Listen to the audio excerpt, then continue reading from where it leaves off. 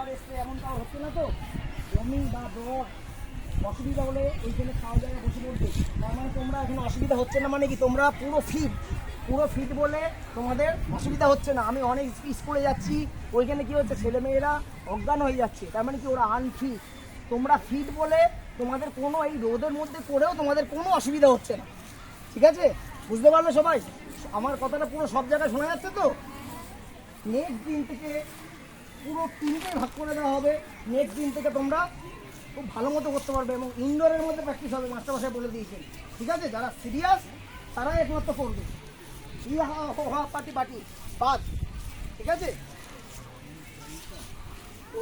বসেছো? এই এবার উঠে দাঁড়িয়ে পড়ো,